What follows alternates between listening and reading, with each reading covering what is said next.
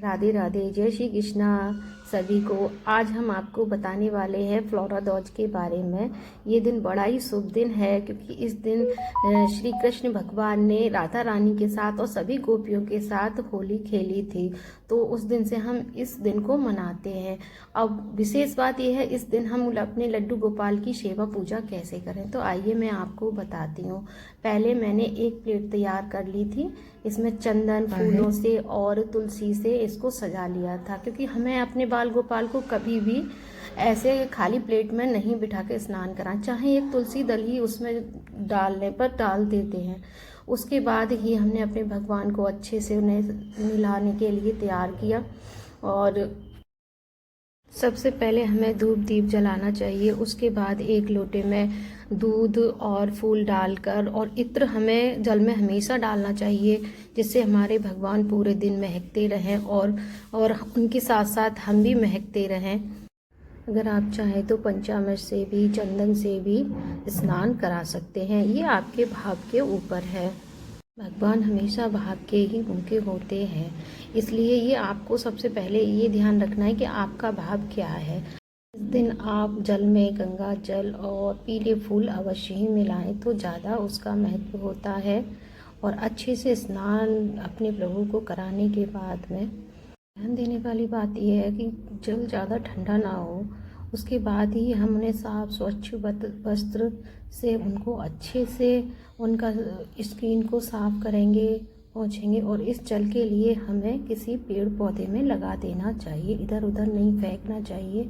उसके बाद ही हमें अच्छे से उनकी स्किन को साफ करना चाहिए, सुखाना चाहिए, जिससे को गीले ना रह जाएं, उन्हें सर्दी ना लग जाए। क्योंकि अभी अभी मौसम चेंज होके चुका है, तो हमें अपने बाल गोपाल की बहुत ही ज़्यादा फिक्र होती है, जैसे हम बच्चों की करते हैं। उसके बाद ही हम उन्हें पीले वस्त्र धारण कराएंगे और उनके लिए जो भी उनकी ज्वेलरी होती है वो भी पहनाएंगे। उसके बाद उनका श्रृंगार करेंगे। सारी ज्वेलरी पहनाने के बाद में हमें उनको पीला चंदन, केसर चंदन ये सब लगाना चाहिए।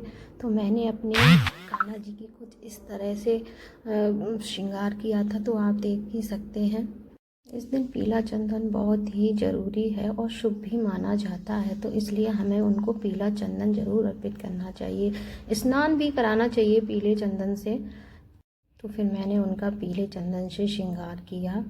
उसी के बाद ही मैंने उनके लिए सारी ज्वेलरी पीली जो मेरे पास थी वो मैंने उनको पहनाई। और उनको पीले ही डेकोरेशन करना चाहिए, पीले फूलों से उनको सजाना चाहिए। पीले मेरे कान्हा जी देखो रेडी हो चुके हैं। अब वो बैठे हैं, बस रेडी हो चुके हैं। पीले फूलों से अब मैं उनका श्रृंगार करूँगी, आसपास डेकोरेशन करूँगी। पीले पीले फूल, फल और जो भी मिठाई सब पीली उनके लिए अर्पित करनी चाहिए। इस दिन गुरुवार है, तो इसलिए हमें पीली चीज़ों का और भी ज़्यादा ही प्रयोग करना चाहिए पूजा में। तो फिर मैंने उनके लिए एक काला सा टीका लगाया, जिससे उनको नज़र ना लगे किसी की, और फूलों से की डेकोरेशन। उसके बाद मैं इत्र लगाना भूल गई थी। मैं बाद में इत्र ज़रूर लगाती हूँ पोशाक पर अपने कान्हा जी के, जिससे पूरे दिन उनके आसपास सुगंधित बना रहे वातावरण। इसलिए और मुझे भी अच्छा क्योंकि मेरे कान्हा के साथ मैंने खेली फूलों की होली। और इसी के साथ उनका एक छोटा सा ये क्यूट सा टॉयज़ है जो हमेशा अपने पास रखते हैं। फिर मैंने उनके साथ फूलों की थी होली, जिससे वे बहुत ही प्रसन्न और खुश दिख रहे थे।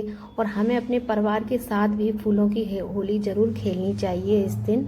हमारा घर परिवार सब स्वस्थ और खुश बने रहते हैं, आपस में सब में प्रेम और प्यार बना रहता है। आई होप आपको ये वीडियो ज़रूर पसंद आई होगी। राधे राधे, जय श्री कृष्णा।